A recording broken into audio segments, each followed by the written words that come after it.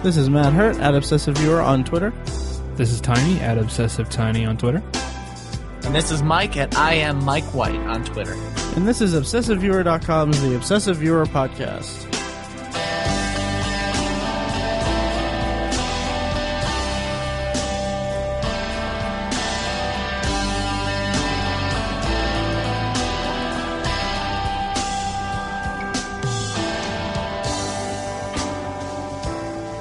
All right, hey guys, how's it going? Wonderful. It's so good. We had an amazing Halloween party on Friday. I heard. Yeah. Yeah. Yeah, me and Tiny were going to drive down, but because we're in Indianapolis, Mike, of course, you're in Evansville. So we were going to drive down. Basically, after work, I went straight home, changed, got in my car, picked up Tiny, and we went to head toward Evansville. So we're in the car, and then we were about like 45 minutes to an hour into. Well, it was about an hour and a half into it. I think the drive. 10 miles from Terre Haute. 11 miles from Terre Haute. Yeah.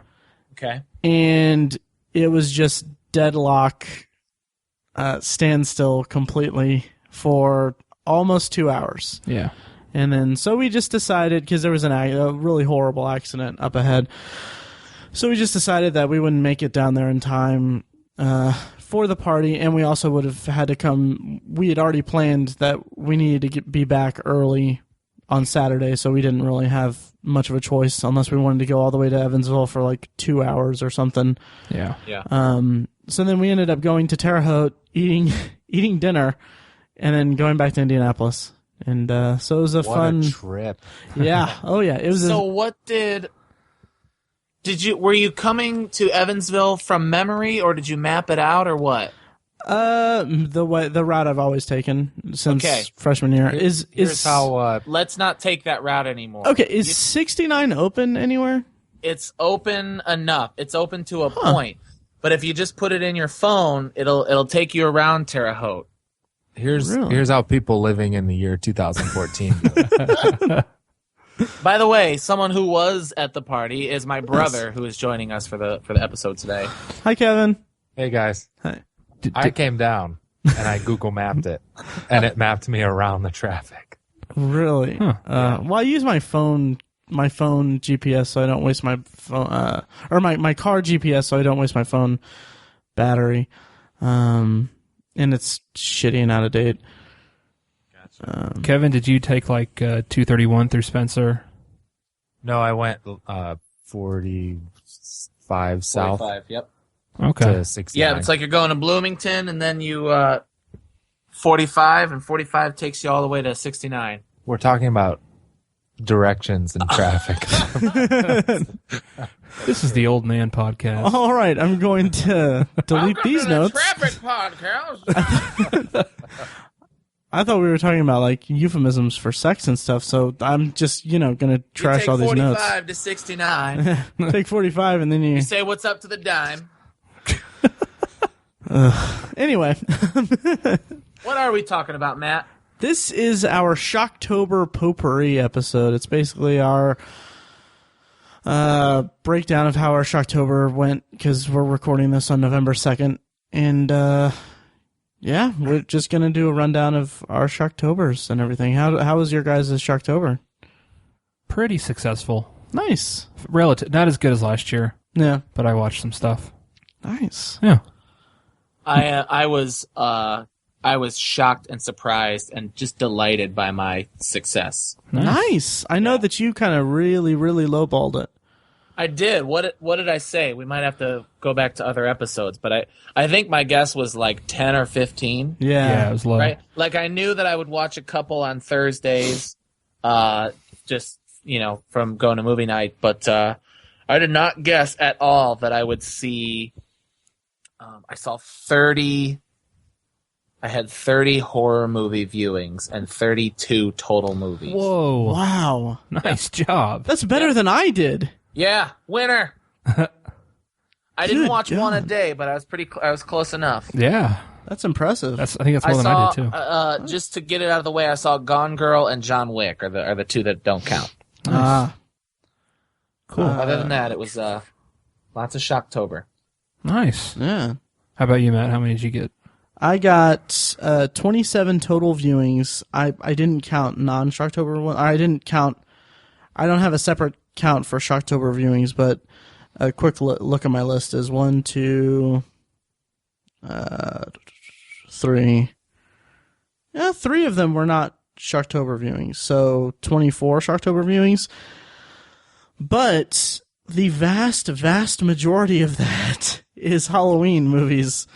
With commentary and everything. Like, I watched Halloween 4 3 times, Halloween 5 3 times, Halloween 6 3 times. And then Halloween H2O, Resurrection, and Rob Zombie's movie twice each.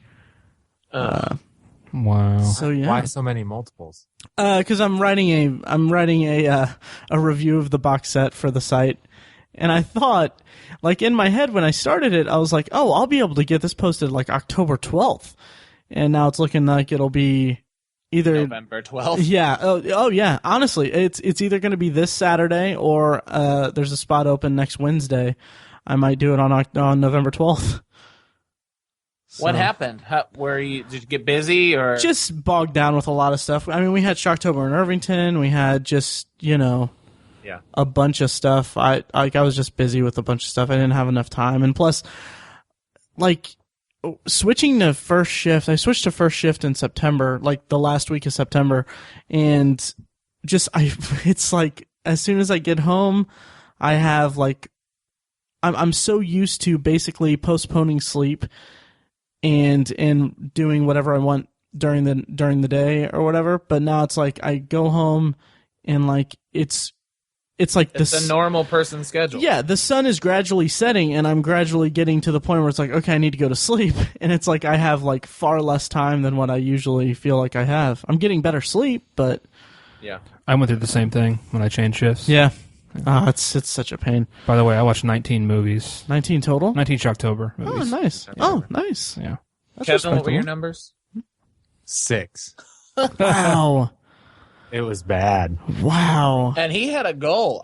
He asked that I give him a list. That's right. On our kickoff episode, I said what were the essentials, and I gave him like a list of 10. Huh. I was a lot busier than anticipated. It's like you're not on the podcast. Right. It's like you have a life or something. Yeah. Stuff to do. Cool. So yeah, it was successful. That's good. I don't even think I did. I know that I didn't do 31 last year, and that's because I went on my stupid honeymoon. Got married and only watched 2 on my honeymoon.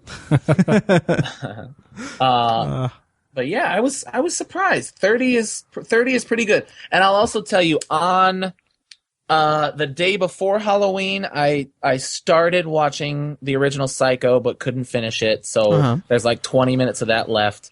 But it's not. I didn't count it. And also on Halloween, during my 4th period class, my plan period, I started watching Scream and have about 30 minutes left of that. So I didn't count those either, but I definitely. I count them in spirit. Nice. It's funny, like I didn't watch like any of my essential ones. I didn't watch Trick or Treat. I didn't watch Scream. That's good. Sometimes you need to hang those up for a little while and experience them. Yeah. For, I'm thinking about. I've seen Halloween, I think, too many times. Really? The magic the last time I watched it wasn't there the same way it used to be. Huh. So I'm thinking about waiting. And I'm thinking about waiting a significant amount of time, like 5 or 6 years. Oh, wow. Yeah. Nice. That's cool. I mean, you're right. That makes sense. How many theater viewings did you guys have? I had no Shocktober viewings. So. Really? Oh, that's right, because you bailed on going to The Shining and Alien with me. Well, I never committed to him, so I can't. Well, you bailed on him. I told you that you were going, and then you told me you weren't. So that's basically you bailing on. Those are the words of a sociopath. No, it's not, Tiny. No, it's not. So I didn't bail. I just didn't go. Okay. Never committed to him. So. Well, technically, Night of the Living Dead was a theater viewing. I kind of noticed. I was going to ask if that counts. Then I saw 6 theater viewings, 4 of which were Shocktobers. Nice. Very good. Very good. Man, Mike crushed it this year. I did. I Right. feel really good about it. I didn't. It's not a grand slam, Sure. but it's I'll give it. It's a 2-run homer. Uh, It's an RBI triple. I'll say that. Baseball. For our listeners, those are baseball terms. No, I watched. I had 7 theater viewings. 1, 2, 3 of which were not Shocktober viewings. So yeah, that's good. So did you do better or worse than you did last year? I don't know. I did way worse because I did like 35 movies last year. Or way more than that, I think. I Yeah. think I was in the teens last year. Huh? What was everybody's favorite? What was the best Oh. one? And give us a rundown. Recap, rundown, your feelings, and then your setting. How'd you watch it? When'd you watch it? Nice. Geez, you really put me on the spot there, buddy. Yeah. Sorry. Do you want me to go, Tiny? Just kidding. Yeah, sure, go ahead. Okay. I was nervous that you would say that. In terms of first viewings, I mean, a lot of this stuff wasn't first viewings for me because I've watched the Halloween franchise beforehand. I don't necessarily mean first viewing. Okay. Anything. Just your favorite one. What was your favorite? What was the best one? What was the favorite one that you watched? Well, I'd say Night of the Living Dead since it was part of our Shocktober in Irvington event. Boo. But more seriously, Even though you didn't watch like half of it. I made a point to sit and watch like 80% of it. I came in like right as they were starting to fortify the house. But I would say Shocktober viewing, probably my favorite would be a tie between Alien and The Shining, because both of those were theater viewings, midnight screenings at Keystone Art. I talked about the Shining viewing last week on our Shining debate. Alien was a lot of fun, really cool to watch that on the big screen. And it was a lot of fun. And I remember let's see, that was the 19th. Yeah. When I went up there, the bartender, cause I'd taken flyers for Shocktober in Irvington up there like a week or two before that. And I gave him flyers to put out in the lobby there. And then when I went up there 2 days after Shocktober in Irvington, he was like, "Oh, hey, how did your event go?" And I was like, "Oh, he remembered." And like, I was like, "Oh yeah, it went really well," and told him all about it and stuff. And then I ended up giving him a 50% tip on my order. But Alien was really cool to see, and it made me regret something so much because last March I had the Blu-ray set, the Alien Anthology Blu-ray set, and I did a big review of it on the website, links in the show notes and everything. And I wish that I would have gone through each individual disc on it and put, instead of like bonus or special features, put the bonus situation as a reference to the first movie. But Nice. yeah, but other than that, it was really fun. That played so well on the big screen. I was so happy to see it. Nice. So really happy, Tiny, to see Alien on the big screen by myself. I don't understand. Yeah, You didn't see it? What's this inside joke here? Tiny didn't go. Oh. Yeah, I didn't go. And it's one of my favorite movies. it is. He turned me on to it. Yeah. Yeah. Just like I always turn you on. What? Um, Oh no, it was funny. This will actually one of the reasons why you didn't go is because Notre Dame was playing, and when I got there, they had the Notre Dame game on in the bar, and so I said something to you in Messenger. I was like, oh, I just ordered this drink or something. It's probably the third. I would rate it a 35 out of 10 or 35 out of 27 or something with about 4.5 minutes left before I finish it or something. And I was basically telling him the score and the time left in the game through describing my drink to him. they were playing the number one team in the country, so I was like, and it was coming. It was Listen, tied you up. don't have to explain skipping something to watch a football game to me. Yeah. And let me be clear, I don't blame Tiny for not showing up or anything. I'm totally joking. I sat there and I watched the end of that game, and it was amazing. Yeah. And I finally got to make my joke. Because Notre Dame ended up losing. So I asked Tiny. I was I'm like, sure Tiny loved that. oh yeah. So Loved your joke at the end of a loss. yeah. So I was like, Tiny, would you say Irish they would have won? That's what you did. How Yeah. long have you been waiting for them to lose? Weeks. Weeks. Yeah. Weeks and weeks. 'Cause they were undefeated for so long. Yeah. Oh, yeah. So yeah, I didn't go to that, but Yeah. my favorite was The Thing, because that's one of my favorite movies as well. I watched that Thursday, and that was amazing. But my new favorite that I had never seen, it was actually Jason X. Really? Yes! What? Yes, Tiny! Yes! I told you! That movie was so much fun to watch. Thank you. So much fun to watch. I laughed the whole movie. Yes. So over the top and silly. And they finally, because when I sit there and watch these slasher type movies, you know, like we mentioned it in the Halloween franchise episode, like at the end of Halloween 2, the original, Michael Myers is clearly dead. Like Mike said that, you know, he got shot in both eyes and his whole body was laying in fire for a long time. He was dead. But of course he comes back for 8 more movies or whatever. Same thing with Jason. It's like he gets an axe through the head so many times and he should be dead. And they just never really draw attention to it. But, you know, for the first time, they start to talk about how the guy is like, he has these powers of regeneration, and they make it supernatural, which takes something away from it, if, you know, depending on what kind of fan you are. But I was like, finally, you know, there's an explanation here. The guy is a supernatural, like an anomaly of a human being. He's not, you know, he's not just a guy. Yeah. So there was that I liked, but then just the movie was just hilarious. Yeah. It's very funny. He cryogenically freezes somebody and busts their head into pieces. Loved that so much. Perfect. Yeah. It was amazing. Yep. Plenty of boobs and exposed midriffs and all kinds of stuff. May I read something for you, Tony? Please. Last year for Shocktober, I did a whole series of posts that's like themed Shocktober posts. One was the horrors of space or something. And here's an excerpt from my review for Jason X. It starts out with obsessive grade, don't even bother. And the first sentence is, "What did I just watch?" And let's see. Right from the start, I could tell Jason X was a mess of horrendous pacing and shoddy acting. The movie takes far too long to set up the circumstances that lead Jason to outer space. If they want to put a slasher villain in space for the franchise's 10th installment, they should know they've already jumped the shark and should just embrace the campiness. Because they did. It was this really... So did. The way that I remember it was this very long, just kind of just arduous, like, oh, this corporation or something has them and he's going to put them into space. It was, and I go on to say that his murder spree doesn't start for a good 30 minutes.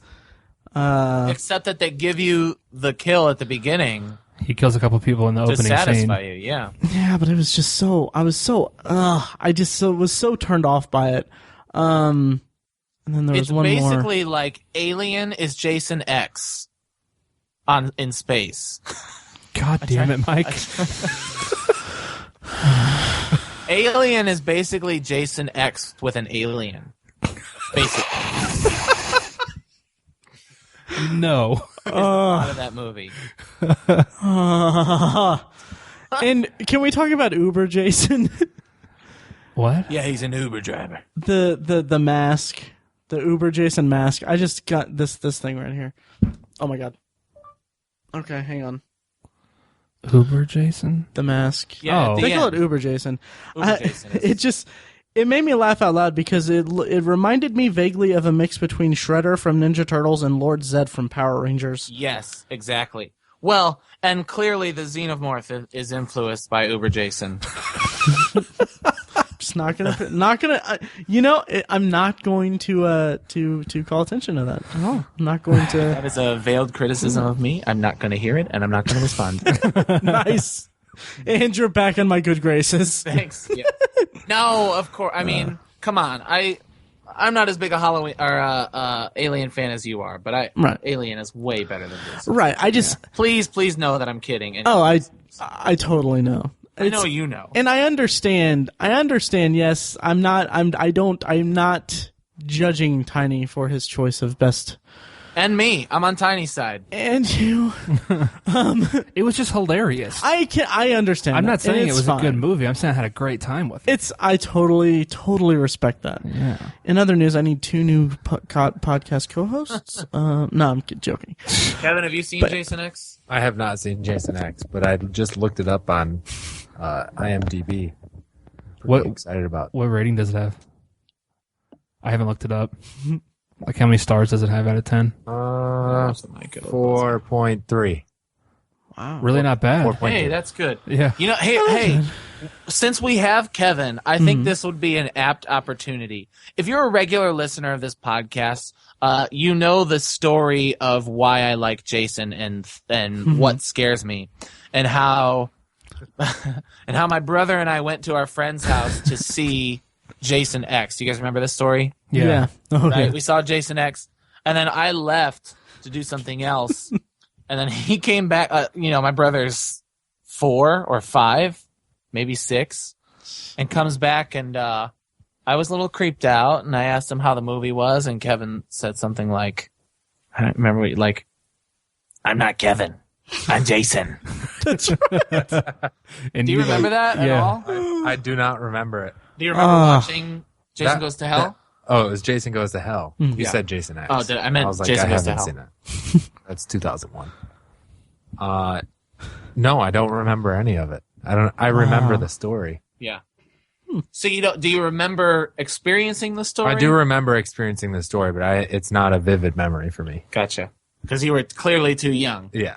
Too young to be watching Jason, that's for sure. Yeah. That's the kind of thing that I really want to. Have you guys seen the videos of the guys the brothers who do commentary on their home videos? Yes. Oh my God, those are so funny. Yeah, I think is our next White Brothers recording endeavor. Oh my God, you've got to do that. You've got to do it. It's just such a ripoff, though. I don't want to be a ripoff artist. I don't care. It's so great, though. I kind of completely forgot that those videos exist. Yeah, Like, I you can haven't seen tell they're so funny. And I know that the first thing we would do commentary on is the pizza thrower. I had a Ninja Turtles pizza thrower, and Kevin wanted to use it, and I was He just beat me up. I beat him up, and he was 2. You gotta waste the battery. Oh, wow. Wow. Yeah. But anyway, back to the topic at hand. I can understand you not wanting to rip someone off, though. Yeah. But okay. But yeah, back to the topic. Jason X versus Sleepaway Camp, Mike. Where do your allegiances lie? Well, I think my allegiances always lie with Jason. Always. Yeah. I talk about how, like, if you charted my history and if you were doing an obsessive viewer research project, please don't do that. And you were, like, trying to figure out what each of us liked. As much as I talk about Halloween and as many copies of Halloween as I have, and as much as I'm afraid of Michael Myers, and as much as I tout Halloween as my favorite movie, clearly I hope you know that I'm a Jason guy. And that when we did those reviews last year, I picked Jason. It's not like Tiny got to Halloween before I did. I picked Jason. So absolutely Jason X. Interesting. In comparison to Sleepaway Camp. I have to apologize because I said that I would watch Sleepaway Camp and Friday the 13th Part 4, but I didn't get around to watching either of those. So, yeah. Well, Kevin, what was your favorite viewing this season? My favorite, it was easy on my list because I didn't have that many, but Mike recommended You're Next. Oh, nice. And it was the 3rd movie on my list. We started it on a weekend night. It was really late. It was like 11 already. And we started it. And usually I fall asleep in a movie that I start at 11 o'clock. But I watched it all and I loved it. And I just looking at IMDb, Mike, and I realized why Mike recommended it is because the badass chick in it is also in Step Up 3D. Nice. Yeah, she's like Australian or something. yeah. Shawnee Something like that. Vincent. Yeah. Yeah, I love her. Nice. Have you guys seen it? Yeah. Actually, I'm really glad you brought it up because that was Proceed. the first movie. That was my first Shocktober viewing this year. Was that and I did not like it. That's so. I wish I would have watched it again so I could Wow. talk to you about it. But why didn't you like it?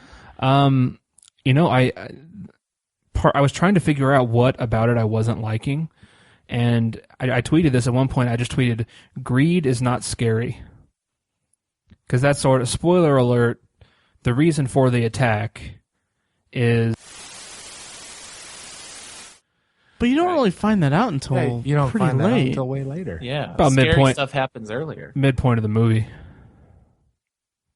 So how'd you feel before? I think it's about 2/3 of the way in. I would say it's. Did you like time it as halfway through? Because I'm pretty sure it's 2/3. Maybe 2/3. Yeah. But I don't know. Yeah, before all that, I wasn't really feeling it that much. Okay.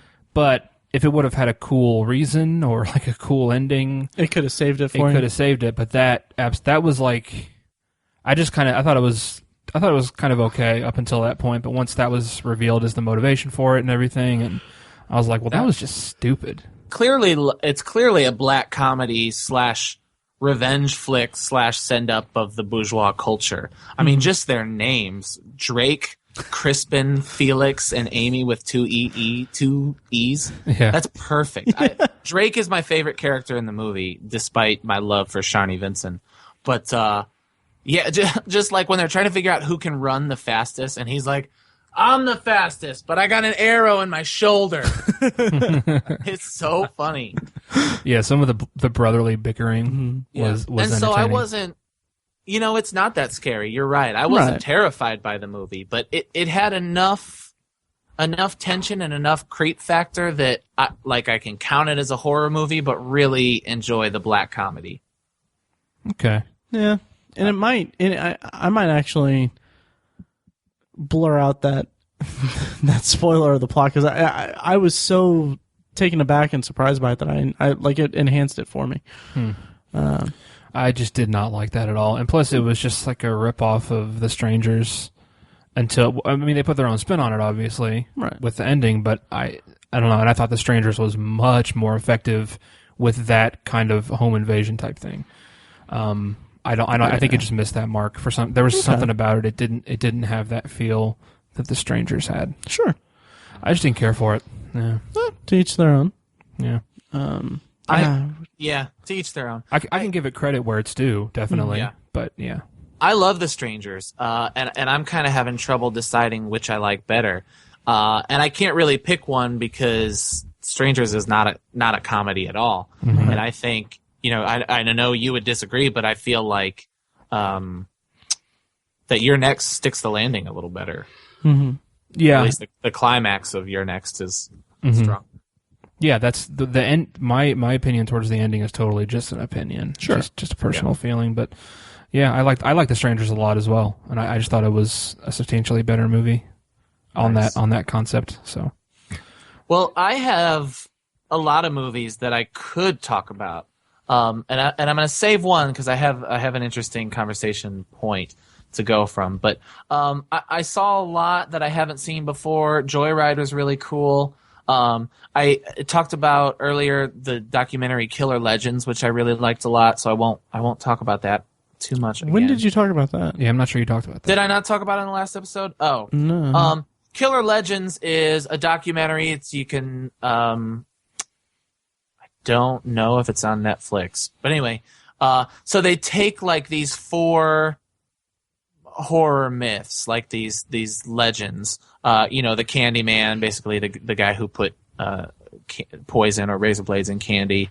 They actually talk about the Town That Dreaded Sundown, and the story of the hook on the roof. They go to the makeout point, and that they talk about killer clowns, and they also talk about.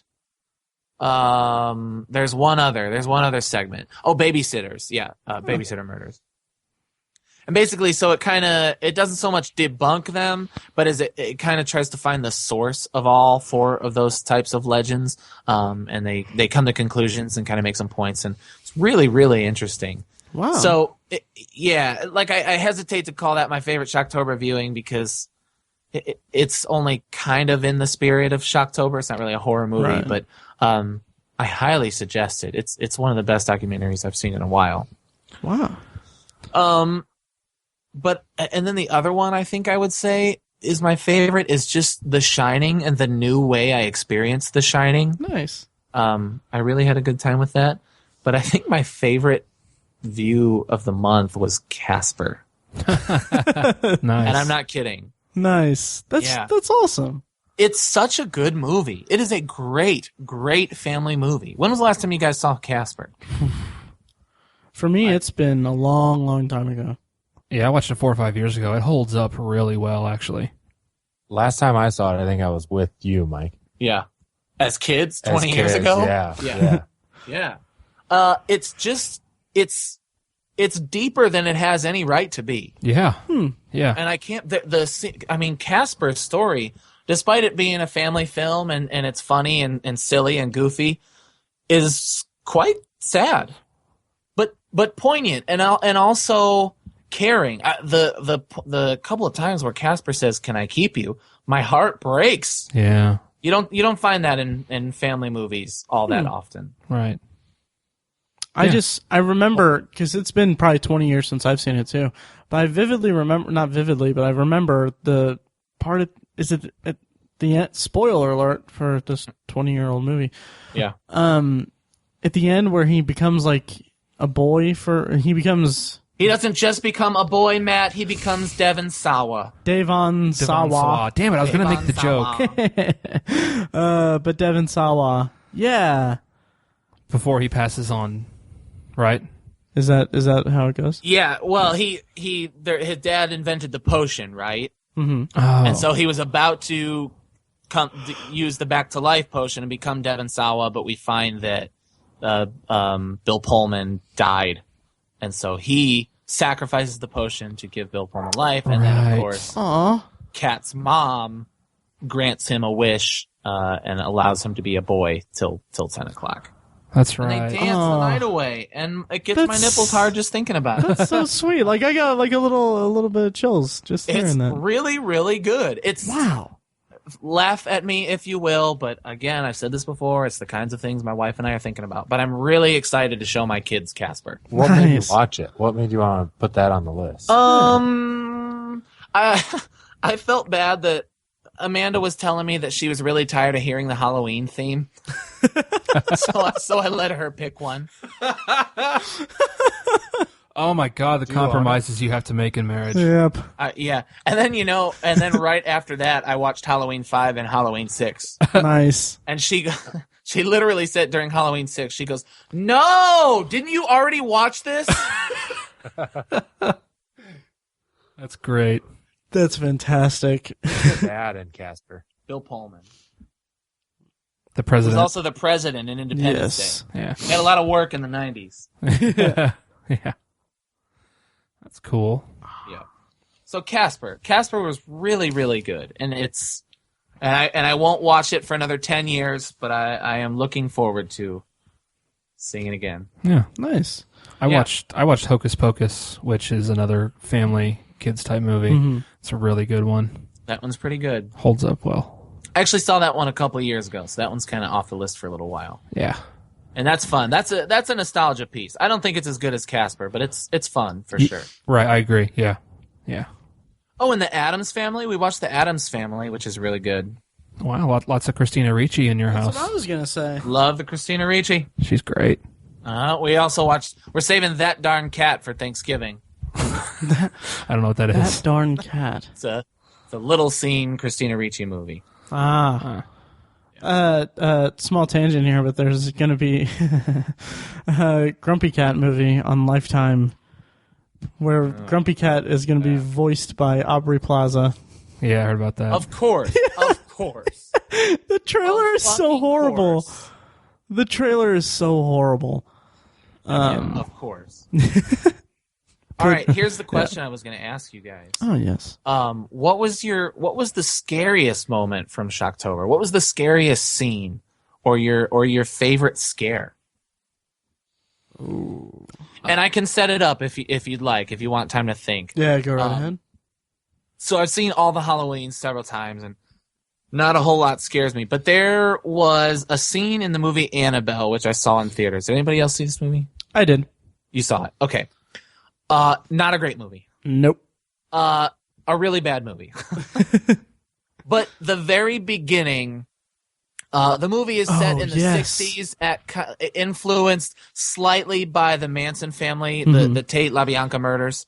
And so it kind of situates the movie in that era to kind of give you the feeling that these types of things are happening. So the main characters, who I can't remember their name, and you never will because they're that dull. Oh, I remember their names. You do? Yeah, because the wife's name was oh my god, Rosemary's Baby, the actress. Oh, Mia. That's Mia. right. And then Yeah. I just referred to the guy as I think his name Dr. was literally John. John. Yeah, but I referred to him as Dr. McPerfect Husband. Okay. Yeah. Because the script made it tried so hard to make sure that everyone knew that he was a good guy. Yeah.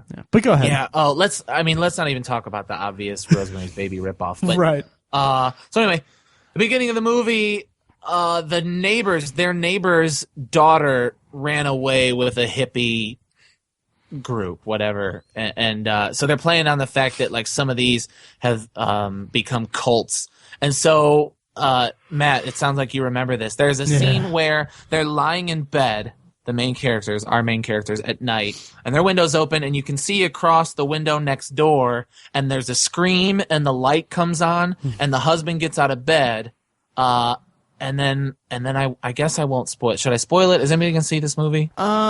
Maybe not spoil it. I mean, it's something happens, and the way that it's filmed. Yeah, is it's really a little good. too new to spoil, so I won't. Yeah.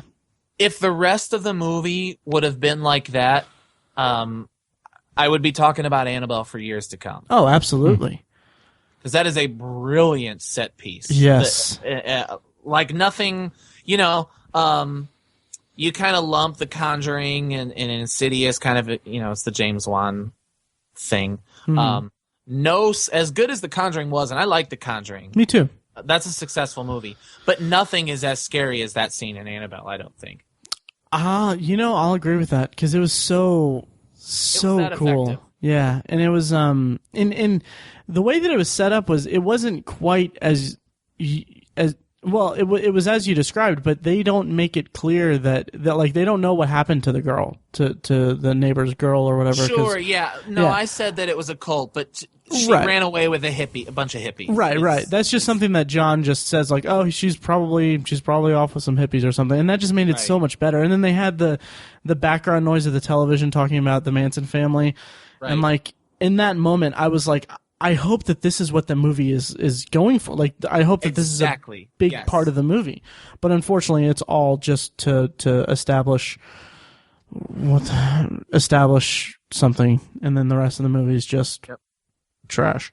Yep. That whole scene, really, that whole setup, up until like the next morning is very, very effective. So much so that, and this doesn't happen to me often anymore, but when I come home from a movie or after I see a movie, I like turn on every single light on my way up to the.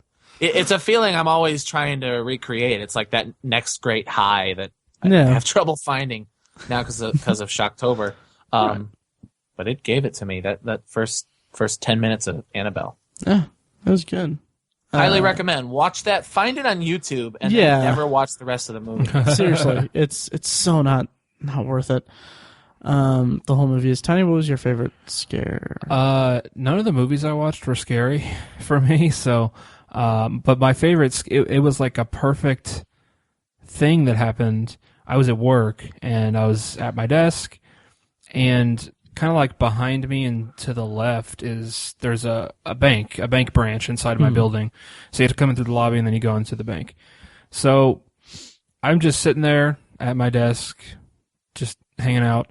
And all of a sudden from the bank behind me, I heard just the most perfect, like blood curdling scream, just like 7-8 seconds long, just perfect from a woman, right? And it scared the crap out of me because it's very quiet sometimes in the lobby. I mean, there's usually a lot of people coming in and out, so it's busy, and the sound travels really well in there because it's all limestone and stuff.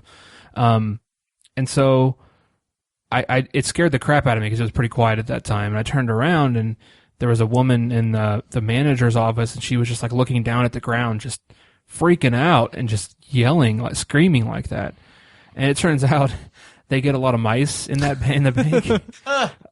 That's the only place in the building that there's mice. Wow. That one section of the first floor. It's a 28-story building. Huh. And that's it, is in that one, the bank right there. It's like once a week this time of year. We'll have to go in there and get a mouse. But what they do is we don't have traps set up, but we have like poison set out. Okay. And so they'll eat like a tiny bit of the poison, and it takes a while to kill them. Mm-hmm. And so they'll walk through the bank, and they'll be out in the open, and they'll just be really lethargic. They're not dead, but they're like close to death. And so they're still alive and moving, and it went like right past her feet. That's awesome. So that was like, that was the biggest scare of Shocktober for me, was that right there. That freaks me out because at my desk, I saw a mouse there once, like years ago when I was working third shift, and now I'm there full time. Yeah. So I'm kind of nervous with winter and everything coming up. But yeah, that's cool. What about movie wise? Nothing. I mean, just nothing. Nothing scared me. Yeah. Okay. Did you find anything in particular to be effective? Despite being scared, was there a oh, that would be good if I had emotions?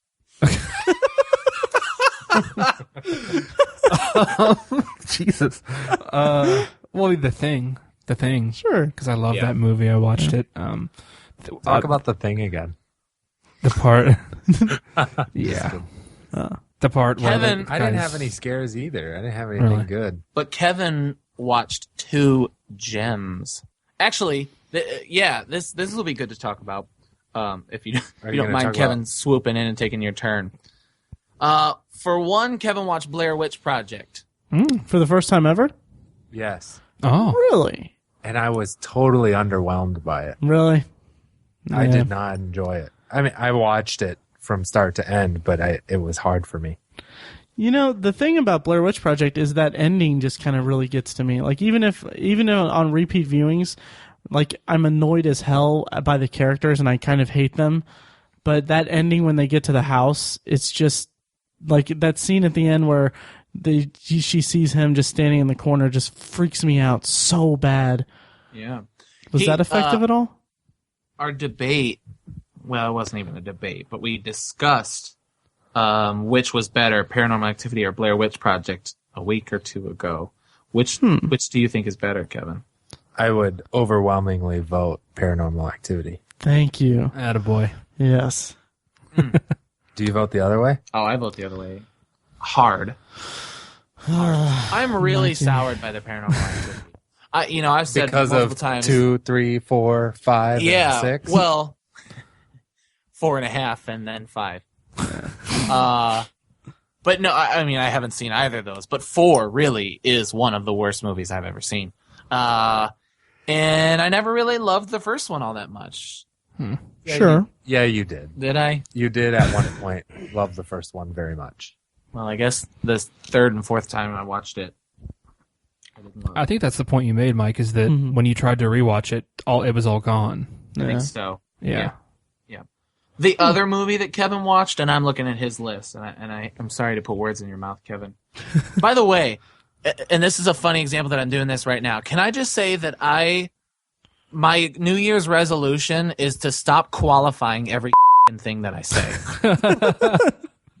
Do you guys talk about this when I'm not on the air? Man, Mike will start to say something, and then he'll qualify everything. You know, and I swear to God, me and Tiny do not say anything about you at all like that. No. But now that you say that, it's like the How I Met Your Mother shattering glass thing. You do, but it's such a nice gesture that I don't mind it. I guess so. I mean, I'm glad you like it, and I hope that listeners think that I'm just making sure that they get all the information.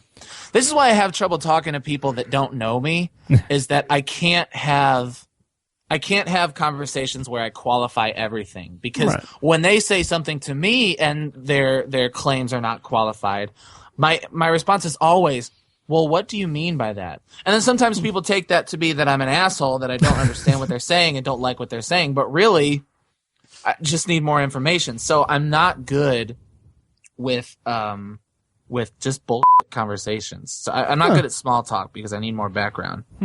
That's all right. Which is a long way to qualify, so I'm putting words in Kevin's mouth.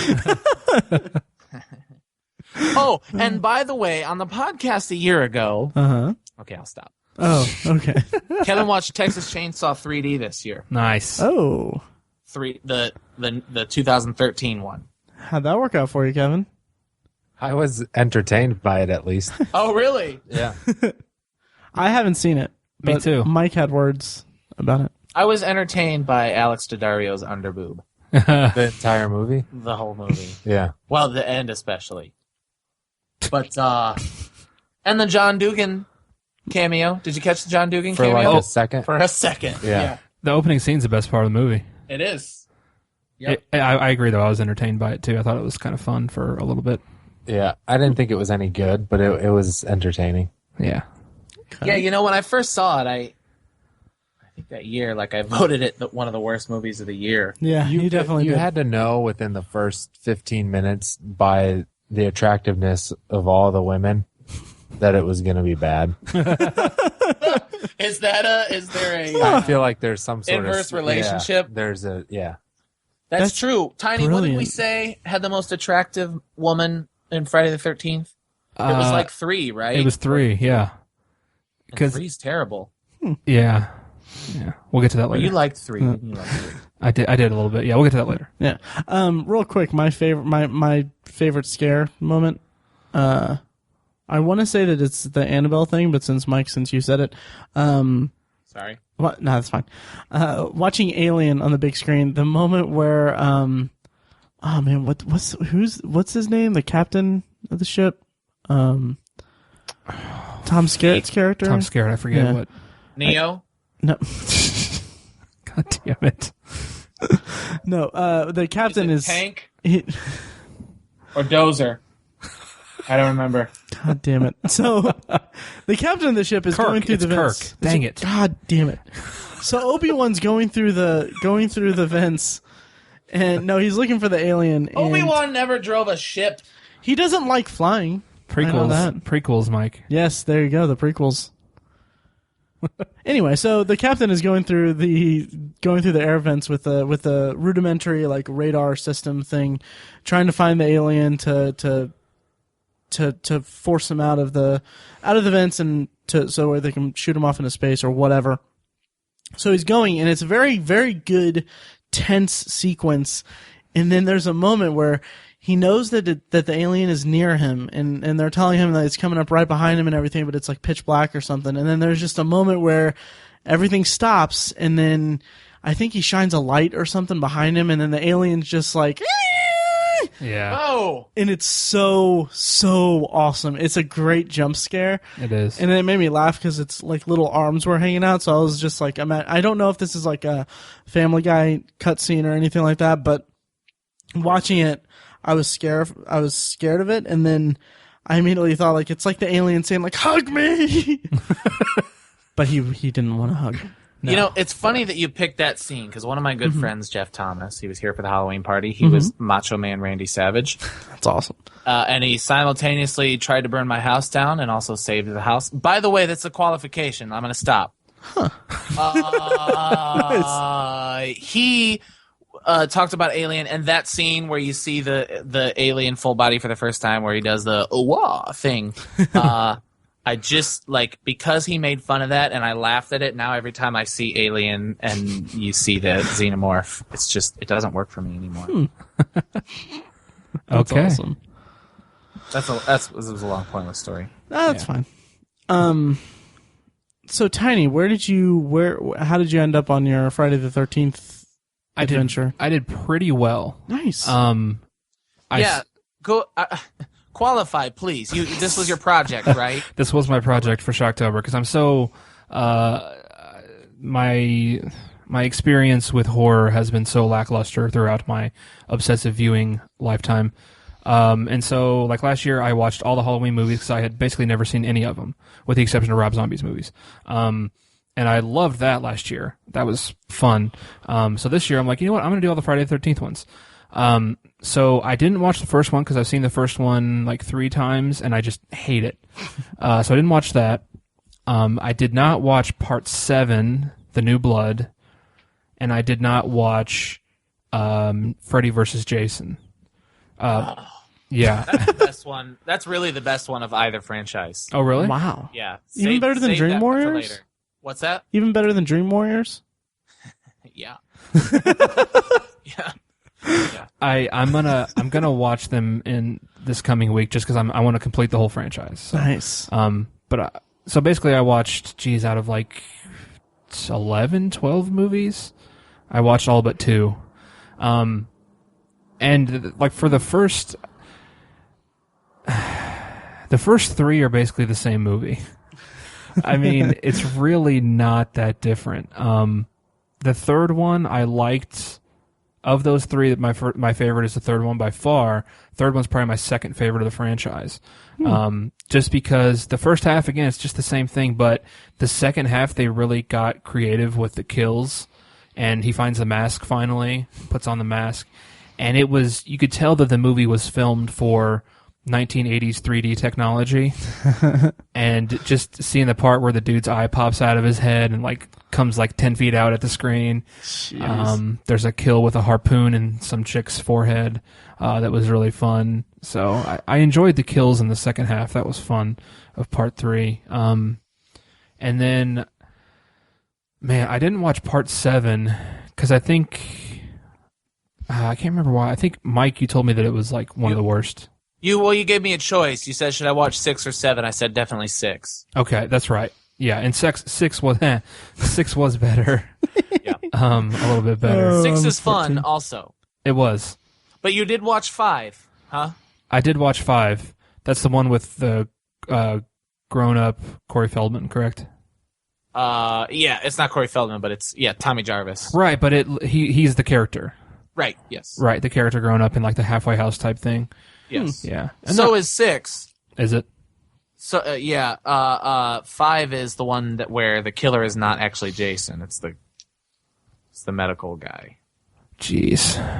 I had about half my attention on the movies because it's just so not my thing. Slasher movies are just so not my thing. I just can't concentrate on them like I do other things. So, but then I watched Jason Goes to Hell and Jason Takes Manhattan, which is Part 8 and 9. Jason Goes to Hell is Part 9, I believe. Yes. They tried to do something different, which Mike told me of those 2, it's better because it tries to do something different.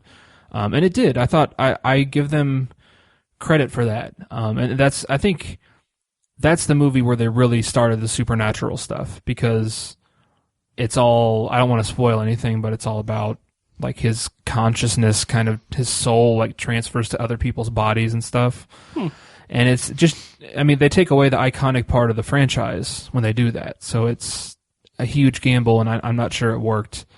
I don't think it worked anyways. But there is a really cool character in it. I don't know, it was okay. But I actually really liked Jason Takes Manhattan. Even though that title is ridiculous because he's only in Manhattan for like 20 minutes, maybe. Yeah, 30 doesn't he minutes. spend a lot of time on a boat or something? They're on a boat for the most of the movie. Yeah, and it's exhausting. Jeez. Yeah, and Jason is, for most of it, he's inexplicably soaking wet. Like every single frame. Well, because he's been underwater for a year. Yeah, but he's been on the boat for like 4 hours. And he's literally just dripping water. Yeah. He's goopy. It's humid in Manhattan. That reminds me of The Rock in Fast 5. And also, there is no like channel of water that will take you from New Jersey, where they are, to Manhattan. That's not possible. They weren't on the ocean? No. Oh, I thought they were on the ocean. No, they were in Crystal Lake. Didn't they leave from Crystal Lake? I don't. Like I said, my attention was so distracted. So EW did their like top 5. They were like counting down horror movies per genre, and they did like the top slashers of all time, top ghost movies, top possession movies, whatever. And so when they got to the slasher ones, Halloween was number 1, of course, but number 5 was the first Friday the 13th. Ugh. And they talked about how it's underrated and how it's the best of the 12 movies. And I sent him an email. I said, "You got to be kidding me! Surely you're thinking of part 4, because the first one is ridiculously boring Yeah. and a ripoff, a total ripoff job." Did you reference the podcast in the email? We'll say I did. Yeah. Oh, good. Okay, good. Wow. And then I watched Jason X, which I talked about. Right. So Which Jason movie is the newish one where the group of, I don't know, are they teenagers? Oh, that's goes to the house. that's the remake. I did watch that one as well. 09. Yeah. I liked that one. Yeah, it was okay. Yeah. Yep. I haven't seen it in a while. It didn't really do anything for me when I saw it. Right. Lots of boobs, which I liked. Willa Ford's. Those tits are so juicy, dude. Yeah. Isn't Willa Ford in that one? Willa Ford is in it. Yeah. Wow. That is a line from the movie. I don't. Oh, yeah. In such vulgarities. They're so broed out in that movie. Your tits wow. are so juicy, dude. No, I want to watch it. And the part where He's not wrong, but the part that the story that Mike has referenced, where Mike was seeing that movie in the theater, and the guy who was talking in the back of the theater jumps up and was like, "How the you get up there?" That part in the movie, I laughed so hard That's awesome. because of that story. Because I was like, "How the did he get up there?" that's exactly right. It was fun. Yeah. That kid that's was not great. off. He was not off. No. That was correct. Yep. So how much do we want to talk about the conversation we had this week about Rob Zombie's Halloween? we did the whole Halloween franchise thing, and I feel like probably our listeners are probably going to get tired of us talking about Halloween.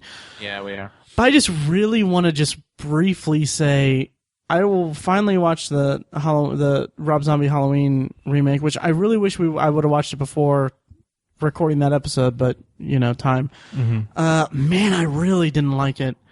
I really did not like it. And I can appreciate that he wanted to do something different and that he wanted to do a backstory and all that stuff. I can totally appreciate that and appreciate him making it a psychological, like, Michael movie.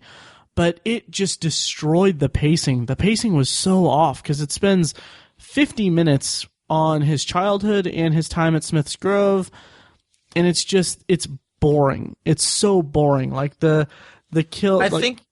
Go ahead. I'm sorry. No, that's fine. I'm gonna keep going though. And it's just like the tension and the killing and all that throughout it's effective. It's good, but it just reaches a point like I don't care enough about it, and it's mostly just the whole Michael's childhood thing. It's like this trashy dysfunctional childhood that just seems like Rob Zombie doing what Rob Zombie does instead of doing like a actually like looking into the character of Michael Myers to figure out what's going on or whatever. He's just appropriating what he does best into a movie that he probably didn't really have to make. I don't think the first third was boring like you said it was. Really? I for a different movie, I think it's pretty effective, and I kind of like where it goes. The problem, and interestingly enough, you agreed with me on this. There's a qualification. Know that I'm aware of it, which is another qualification. So know that I'm aware of the qualification I made for the qualification. Oh no! What'd you say? I just said, "Oh no, we're in a loop." We are. Anyway, we kind of both landed on the fact that the real problem with the movie, and there are a lot of problems, but the main problem is that he switches protagonists 40 minutes into the movie. 54 minutes. Can't do that. It's 54 minutes 54. Thank you. Into a 2-hour movie. You can't do that. You can't because because in like you said in the pod chat when we were talking about it, You said that you cared about the teenagers, Lori and Linda and Annie and all them and everything, but you were projecting your love of the original characters onto the remake. Yes, and exactly. I was like, I don't care about these kids. I'm like, they're gonna die in 20 minutes. I don't give a shit. Yeah. And plus, they're just not likable at all. Like, it's just like there's a difference between writing teenagers like how teenagers are and writing teenagers to make them compelling protagonists. And he wrote them as... And what did he want? Who did he want? Did he want finger bagel banging Laurie? Or did he want shy when you ask about Ben Tramer Laurie? I don't know. That was one of my biggest gripes about it, was that it's she's not the Laurie Strode from the original, and that's not a problem. If he wanted to make something that was something different, that's fine. He's not beholden to the original. Right. But when Zombie needs her to be, dialogue wise, she is for moments. And the dialogue is so bad with the teenagers. It's so bad. And I understand to hear him talk about it, and I will preface this by saying that he seems like a really likable guy. Like when I was watching the documentary and listening to the commentary and all that stuff, he seems like a really cool, down to earth guy. But man, he made so many, not concessions, but he was backing up. He was defending himself in like the blandest way possible. He was like, a lot of people have problems with how the family interacts during his childhood, but I've known people like that. I know that, or whatever. And I'm like, all right. You know what? It made me wonder. It really made me wonder if there are, and I think that there might be people like that. I'm sure there are, but it doesn't transfer to. Not in the middle of Illinois. But... Yeah, not in Haddonfield. Yeah. Every depiction of Haddonfield is this like kind of sleepy, kind of quaint small town, and that's more like kind of the trashy backwoods of Haddonfield in this pretty nice house. Yep. But also just the teenagers, the kids' dialogue, like in the scene where Kid Michael is getting bullied, and also when the girls are talking and everything, Rob Zombie specifically says, like, that's how kids talk. I remember kids talking like that. And because he's like, people had a problem with how they talk. I'm like, it's just because it's how they talk doesn't mean that's how they need to talk in a movie. That's not good storytelling. That's basically trying to make them sound realistic, but not having a hook to make the audience root for them or anything like that.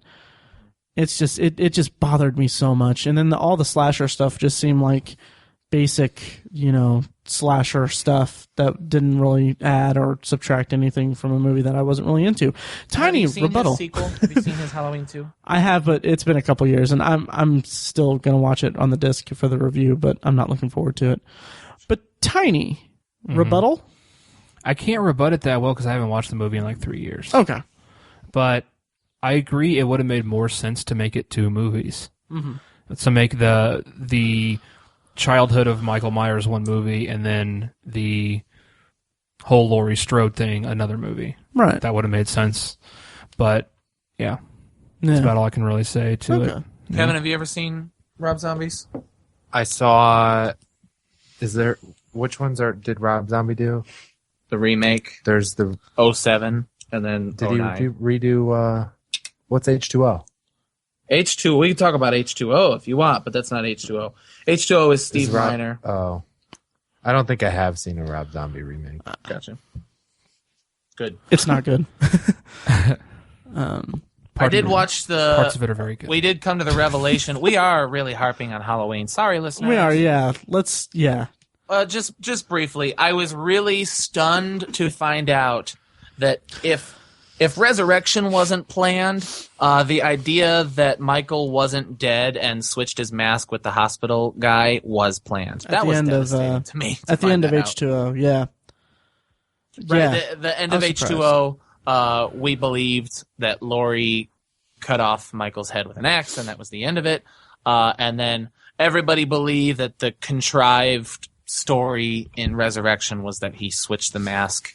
And it wasn't him, and Laurie cut off the head of some guy, and so she's in a mental institution. Yeah. And that just screams of contrivance, right? Yeah, retconning for just horrible retconning. But it was just fascinating because that was planned during the filming of H2O. Yep. Crazy. Yeah. Sad. Yeah. Oh yeah. It makes me want to watch Resurrection even less. Did I didn't mention, but I mentioned it to you guys that I have this weird plan I'm kind of like half serious but half joking. to just never watch Halloween Resurrection out of my Blu-ray collection. Just to say, yeah, I've seen all of it. I've watched all the bonus features. I've consumed it several times. I love it. It's one of my prized possessions in my DVD Blu-ray collection. But no, I haven't watched Resurrection. And I'm thinking about doing it. I'm thinking about never watching it. I referenced that in the review for Resurrection. in the box set review. I remember. That's awesome. I reference you specifically, and I'm planning on putting a link to As Good as It Gets when I reference you. Aw, thank you. Yeah. But yeah, Resurrection's just awful. It's so awful.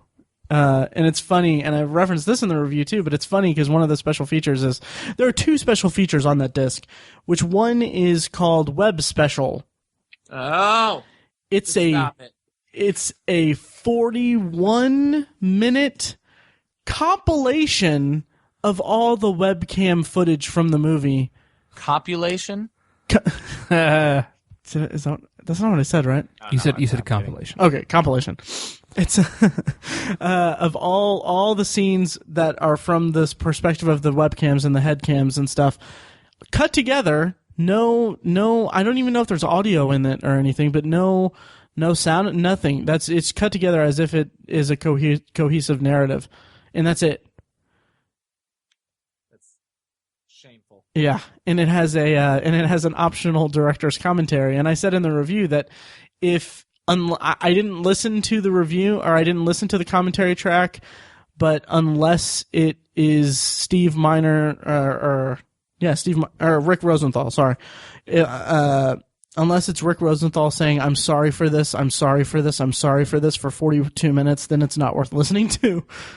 And then there's another feature that has archived interviews with the cast and everything, and it's kind of cute is the word I'll say, because they're all talking about how innovative the movie is because it's like one of the first movies where you can it's like the actors have cameras and it's like we're filming it ourselves, and I'm like, oh honey, you don't know what's about to happen. Oh honey. Can I talk about the Town That Dreaded Sundown? Go for it. Yeah. Cool. So I watched both versions. I did an adaptations and remix post about it, but the 1976, The Town That Dreaded Sundown. I referenced that I've moved to first shift, so at night I'm tired now, like a weirdo, and so I drove 2 hours to Dayton to visit some friends, and we were looking for something. We went and got pizza, and then we came back to their house, and we decided to watch a movie. And so I was like, hey, I kind of want to watch The Town That Dreaded Sundown for this post I want to write for the blog. And so we start playing it, and man, it's so horrible. It was like I was falling asleep during it. So in the adaptations and remakes post, I didn't put like a grade on it or anything. But I mean, there's a part where the guy ties a woman to a tree, ties a knife to a trombone, and then plays the trombone so that it stabs her. And it's so ineffective and so dumb. Sounds awesome though. It's not though. It's like there's Talking no about the original. The original. There's no score in that scene, and it's just his breathing as he's trying to play. It's like it's weird. Huh. And like I was in a half sleep daze, but I was like, did I really wake up to see this? So and it's also just a shame because it's based on true murders that happened in 1946 in Texarkana. And it's filmed like a semi-documentary style. Like they have a voiceover that's a clear ripoff of Texas Chainsaw Massacre's John Larroquette opening thing. But it's throughout the entire movie, and every time that voice pops up, it detracts from the movie, and it just kind of takes any thunder away from it. And the acting and the filmmaking is just really horrible and really amateur hour. Having said that, the remake / meta sequel that came out this year is really, really good. Nice. Yeah, I liked it a lot, and I won't go into much detail about it, but it's basically it takes place in present day, and it's kind of a copycat killer kind of thing. I had some issues with it, but it's pretty cool. Travis Tope, who Tiny you'll know from Boardwalk Empire. Oh yeah. Joe Harper. And also from Men, Women, and Children.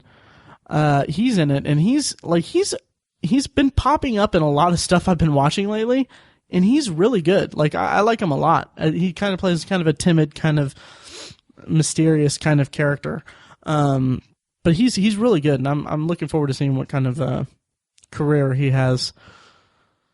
Nice. Yeah, so both of those. That on my list, I have like biggest surprise and biggest letdown. Every month I do that. Biggest surprise was Town That Dreaded Sundown 2014. Biggest letdown was Town That Dreaded Sundown 1976, which was also my worst first viewing for the month. So, have we asked what everyone's worst viewing was for Shocktober? No, we haven't, but that's a good question. Yeah. I hadn't even. I didn't want to say it because I had my love affair with Danielle Harris. It's not a love affair. I have. It's a genuine crush from when I was young and she was on Boy Meets World. So sure. So it's not even like Danielle Harris. It's like, man, I would still love to take her to Olive Garden. And that's not a euphemism. That's so cute. Really, I would love to go to Olive Garden. Yeah. And I will show us the wine menu, whatever you like. Nice. And definitely keep the breadsticks coming. Nice. I don't. That's a euphemism. But it's not. I mean it. But I will say that watching her in the documentary, the Michael Lives documentary, she's so charming. And and it's really cool because she the way that she talks between that and between the special features on the set as a whole, like you can tell she loves the Halloween franchise, like being a part of it. She's like, she loves it. So that's really cool. But yeah, what was your worst viewing? Oh, mine was Sliver. Is she in that? She's in that. It was just Sliver? It's just not good. Yeah, Sliver. Is that's not the James Gunn movie, is it? No, that's Slither. That's Slither. Okay. That movie's awesome. No, not Slither. Sliver. Just this serial killer who cuts girls' heads off and he captures her. She gets away. I don't know. It was super low budget, super cheesy. It made me really sad for her. Yeah. Darn. Yeah. I decided to watch one of those, the really bad ones that are on Netflix. I watched Big Ass Spider. Oh God. It's got the dude. He was in Heroes. Oh yeah, I saw a trailer for this. He was the pilot in Lost. Oh yeah. Yes, I can't think of his name. Yeah. It was bad. It was really bad. Oh, that sucks. Jeez. He was a what's it called? The guy's an exterminator. That's right. And he ends up being the hero. He at the very end. Sorry about the spoiler alert. Oh, go right ahead. At the very end, he somehow knows how to shoot a bazooka. And there's like a guy with the army who has the bazooka and hands it to the exterminator to shoot the giant spider, as if he's the one that knows how to shoot it better. That is awesome. Wow. It was pretty ridiculous. My God. Oh, that's lovely. Wow.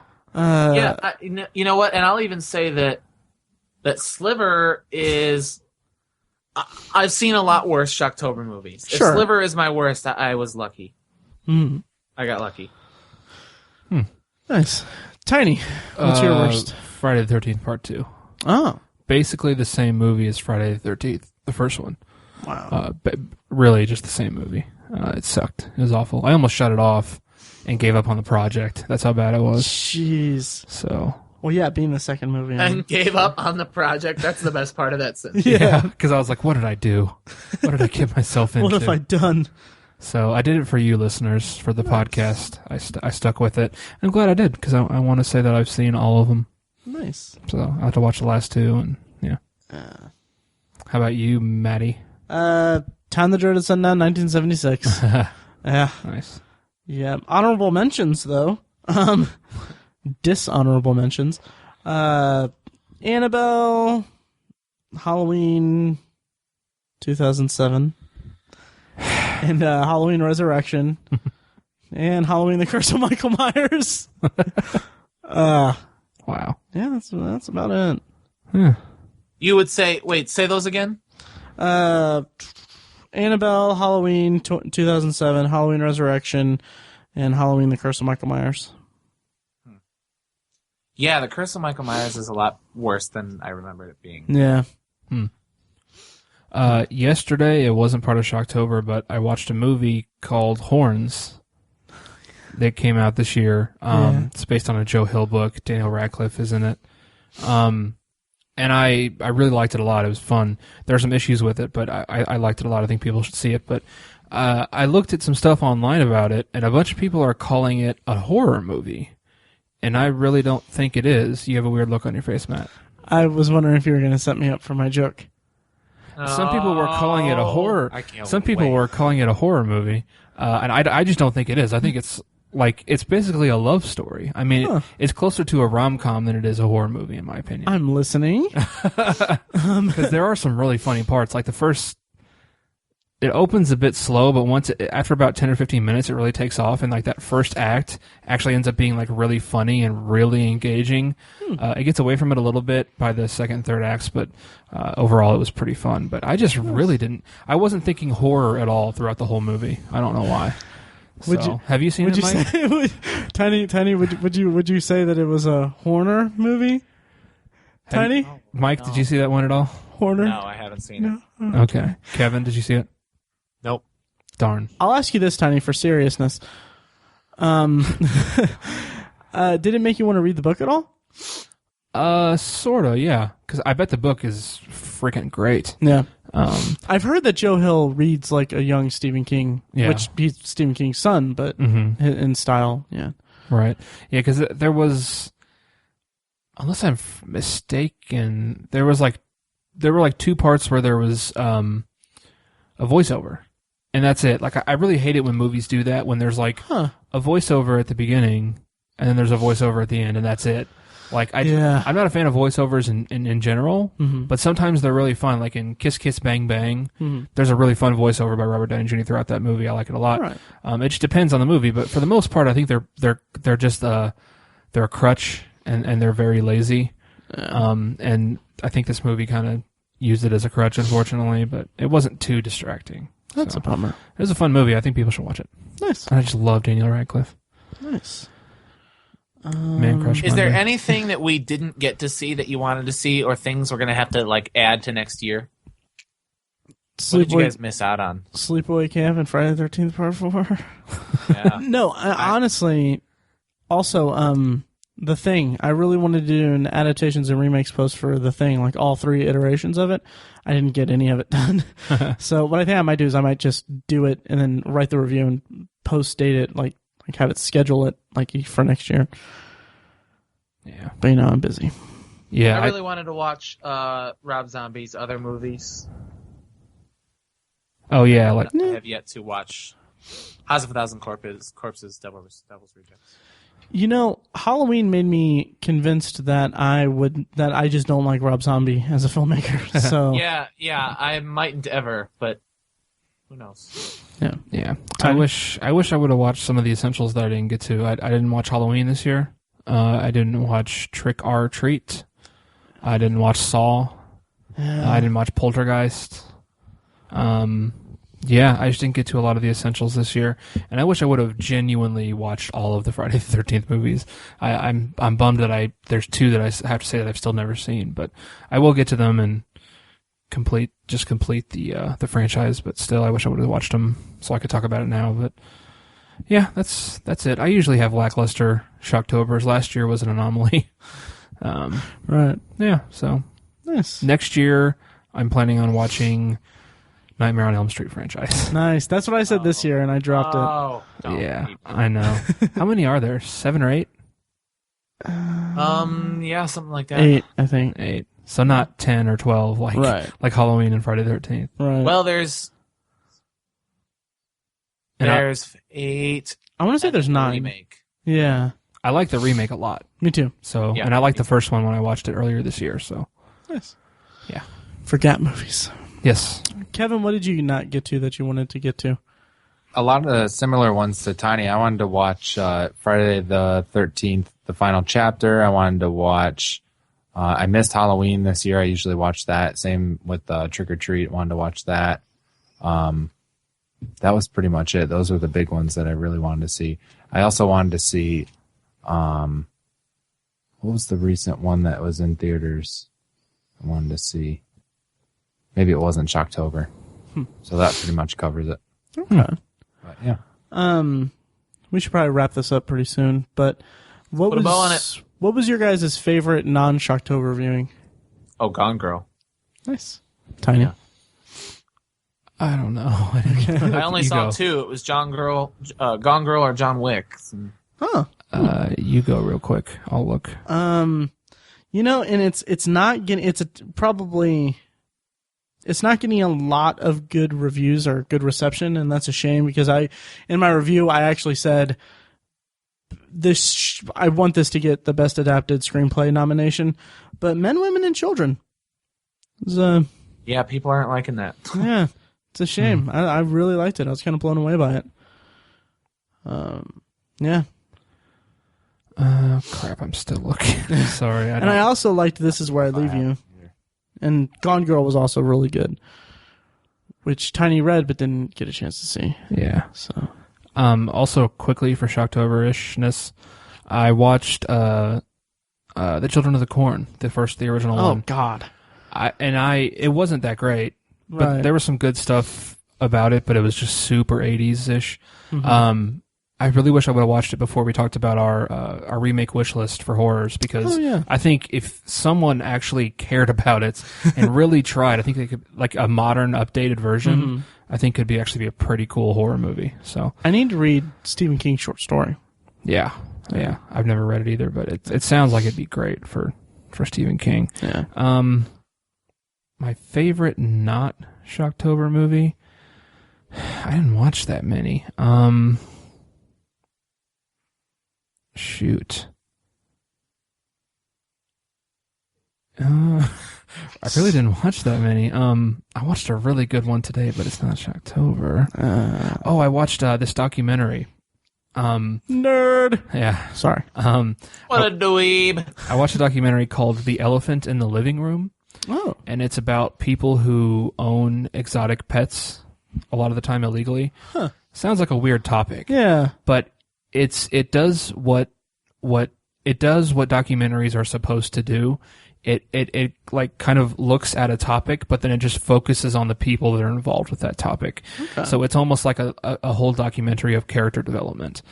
And it was really interesting. It focused mostly on this guy who lives in Ohio who bought a female and a male lion cub and raised them, and he has lions now, and they end up having children, and it's about how he's an older guy and has some health issues, and because of he's kind of a lonely, disparaged man, and those pets are his friends and they make him feel better, but it's actually not good. It's not a good lifestyle for the lions, and so it helps him, but it's not good for the lions, and he wants to do the right thing for the lions because he loves them, but if they have to leave, it'll tear him apart. It was actually a really heartfelt, enjoyable documentary. It's called The Elephant in the Living Room. It's on Netflix Instant, so Nice. I recommend you all check it out. It's good. Cool. Yep. Sweet. Yeah. What were you guys for Halloween? A guy driving to Terre Haute for 7 hours for a steak and then driving home. Lame. I actually bought a costume for the first time since I was like 10, and I was going to dress up. He did. Yeah, Aw. it wasn't much, but I bought a Jason Voorhees hockey mask and a plastic machete, and I just Oh, man. yeah. Yeah. I had a costume, but I'm not going to go into the specifics about it, but I wasn't going to end up wearing it, but anyway. Mike, yours was awesome. Thank yes, you. that was awesome. I posted it to the Facebook page. Thank you. Yeah, I noticed that. Yeah, we were Marty and Doc, and I really care about attention to detail when we do costumes. You do, because you got you nailed the facial expression of him looking at his watch. Thanks. Yeah. Yeah. Yep. That's awesome. Everything. I even made the little generator box. I don't even know what some of the things are, but I made them from screenshots. The piece of papers that are on his breast pocket, there's a time zone chart, and I literally just took a screenshot, blew it up, and then enhanced it, and then printed it out and cut that out. That's awesome. Very Yeah. cool. Yeah. Nice. Kevin, what were you? I was Steve Zissou, and Brooke was Kingsley from Life Aquatic. Nice. I like that. I need to watch that movie again. Very cool. Yeah. Yep. Cool. Well, I think that about does it for us. Anything else you guys want to talk about, or should we wrap it up? Wrap it up. Put a bow on it. Cool. All right. Well, before I throw it to the pre-recorded outro, I just want to say that this week on the blog, with hopefully if I can do all of this, we've got a movie review of Nightcrawler, which should have been posted Monday. Also, I'm hoping to get 2 decade reviews posted this week, which will be A Fistful of Dollars and Stray Dog. And then also Friday is Interstellar, the review, because me and Tiny are going to go see it on Tuesday. And I'm so excited. Mm-hmm. So, yeah. So look forward to that on ObsessiveViewer.com. And thanks for listening, guys. Thanks, guys. Yeah. Thank And you, guys. thank you for joining us again, Kevin. Yeah. Yep. We'll see you next week for week 1 of Shockvember. I think I said the same joke last year. I think you did. Oh, damn it. Matt can cut it out. I think I might cut it out and put it. I might cut them both together and put it at the end.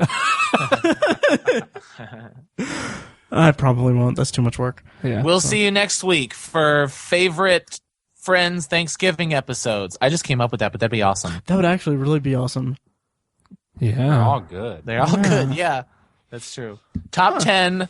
Watch them all. Top 10 10. Friends Thanksgiving episodes. Nice and easy. I like it. All right. Thanks for listening, guys. Thank you for downloading or streaming the latest episode of the Obsessive Viewer podcast. The music you heard at the top of the episode and right now is provided by Loudlike. Their EP, Mistakes We Must Make, features our theme song and a clips of events. You can find that on iTunes, and while you're there, please rate and review them and us, and let us know what you think. Also, like us on Facebook at facebook.com/TheObsessiveViewer. Follow us on Twitter at ObsessiveViewer, at ObsessiveTiny, and at I Am Mike White. And also check out ObsessiveViewer.com for reviews of movies, TV shows, and industry commentary. Also, check out ObsessiveBookNerd.com for book reviews and commentary on the evolving world of reading. And also Tiny's side project podcast, The Secular Perspective, is a podcast exploring the concepts of faith, religion, and existence from the perspective of secular hosts. You can find that on iTunes, Stitcher, and at thesecularperspective.com. Finally, you can email us at Matt, Tiny, or Mike at ObsessiveViewer.com, or email the podcast directly at podcast@ObsessiveViewer.com. Thanks again for listening, and we'll see you next week.